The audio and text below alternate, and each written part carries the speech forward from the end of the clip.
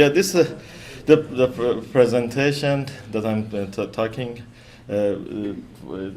next 20-30 minutes is about sensitivity analysis of trucks in Vissim.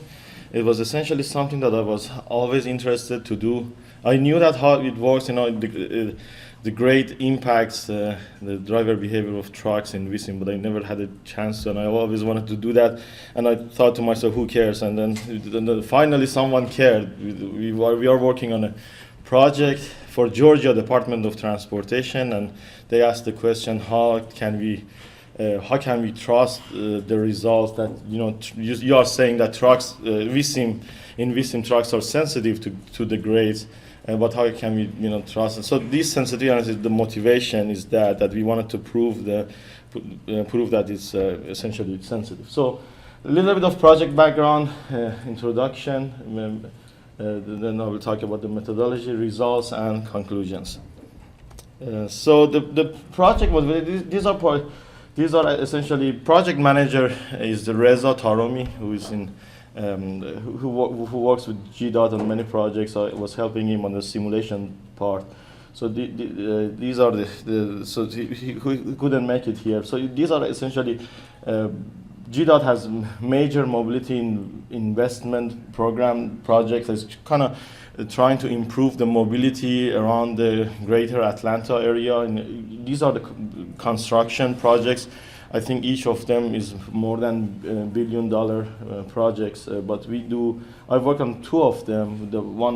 Both of them we use the Vissim simulation for I-285 west side, that number 6, and this project that I'm going to talk is this 11 I-75.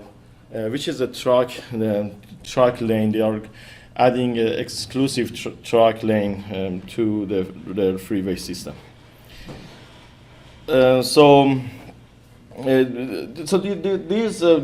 like TSM, SM&O, and other very similar to that, trying to improve the safety, improve operations, reduce traffic congestion, and things like that. So all these 11 MMIPs or mobility improvement plans, the objective is to improve the mobility.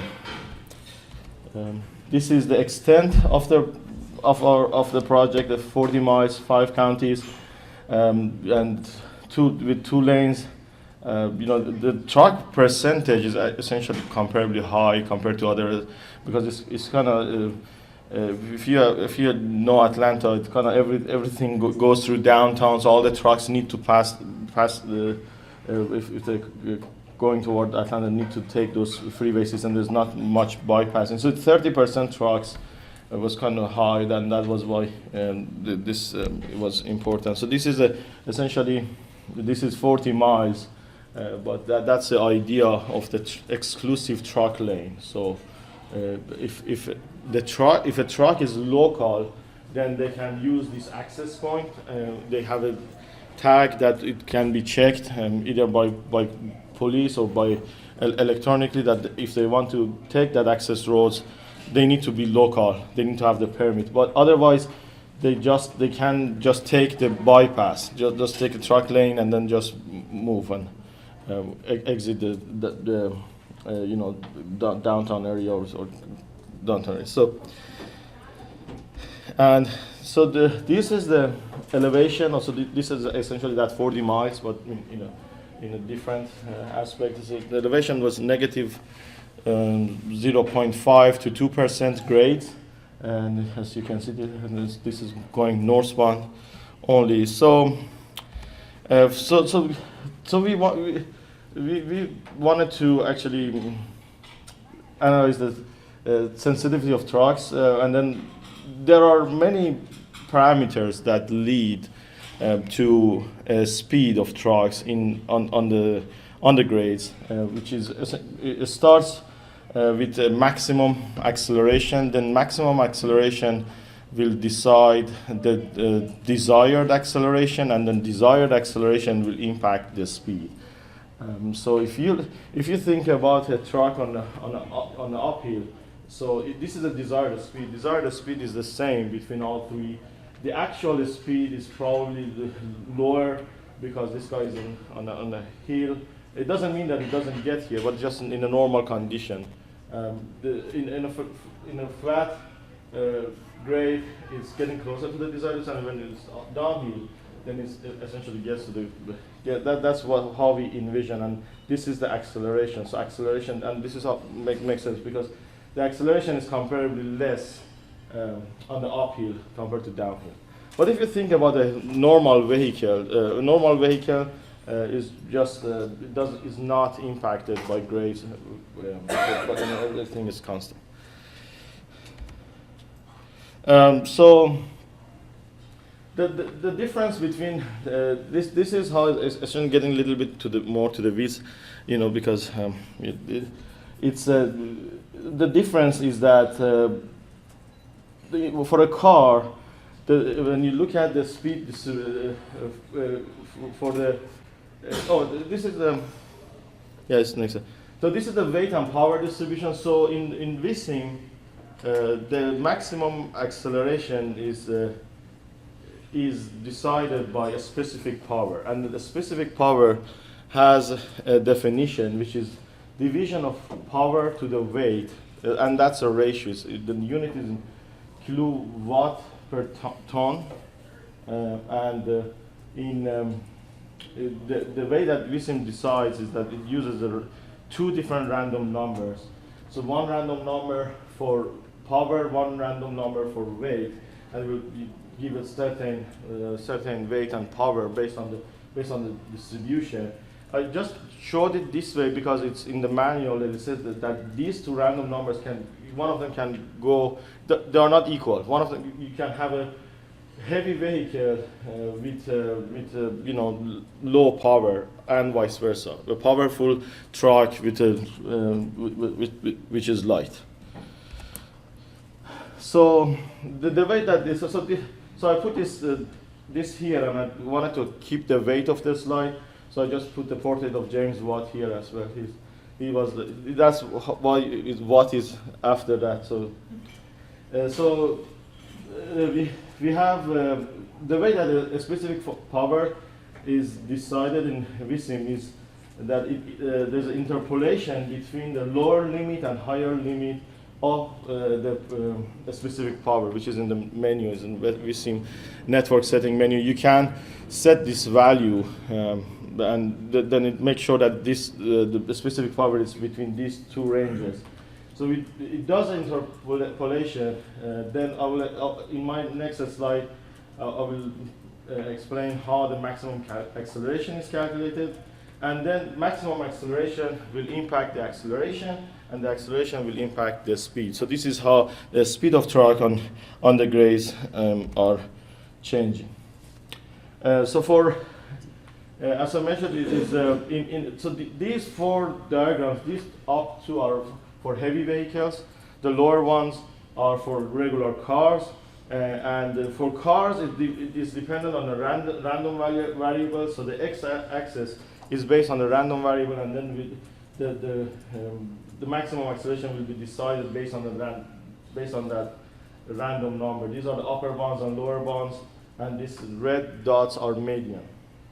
The random number has a value between 0 and 1 with a mean of 0.5 and a standard deviation of 0.50. This is for cars.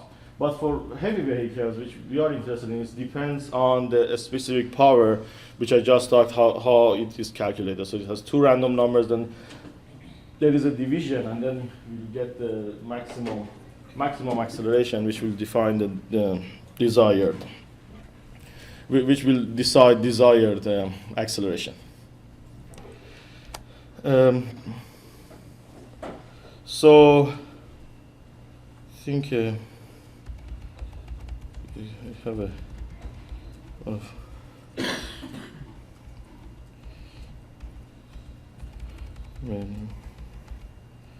what has been.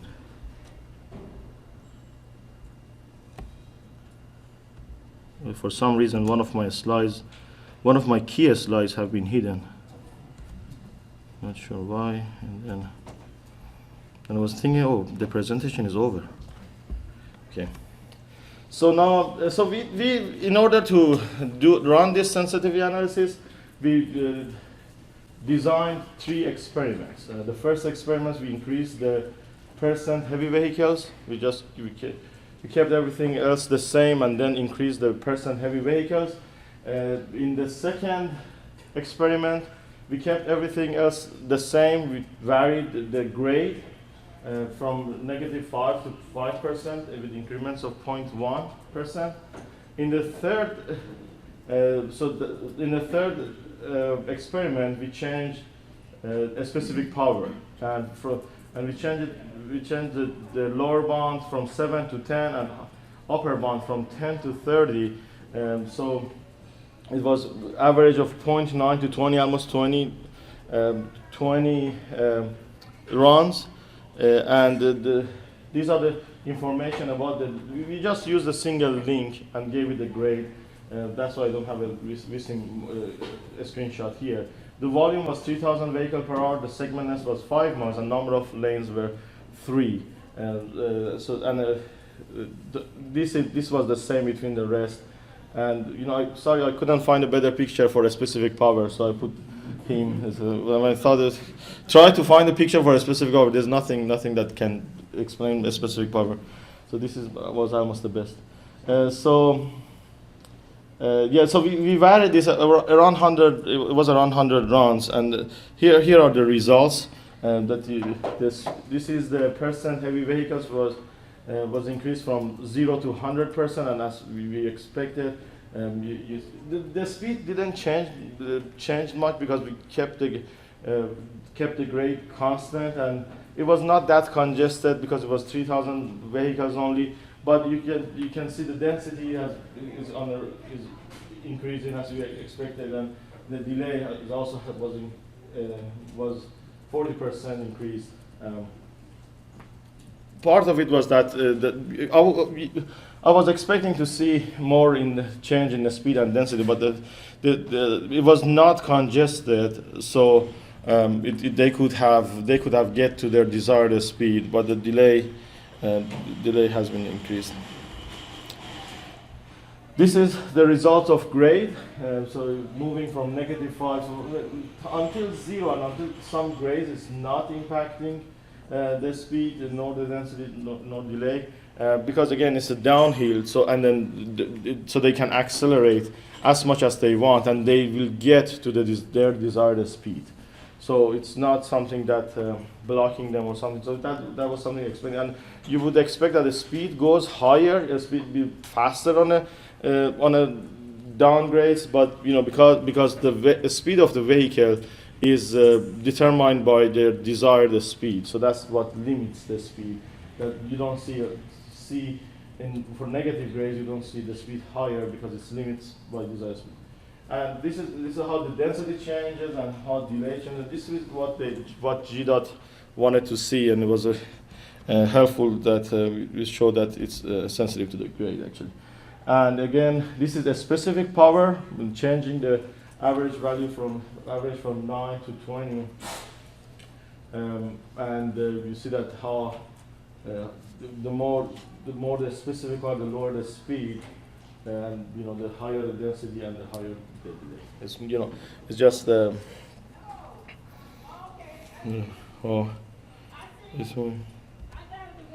So this is all of them side by side, and that you can compare that how they were actually they compare to each other. So this was very helpful for us to present, and the conclusions is that Vissim built-in driver model and its associated track acceleration and speed functions react to the changing variables effectively for grades.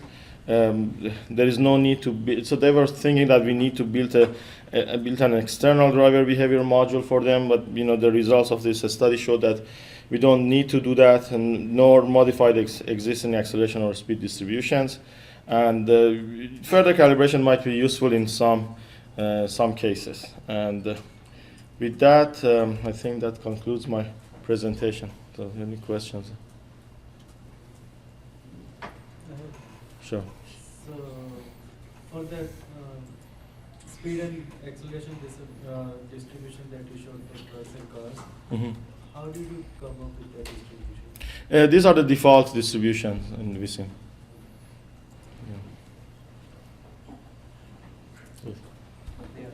About 15 years ago, we had a project in Atlanta on I-85 and I-20 going on.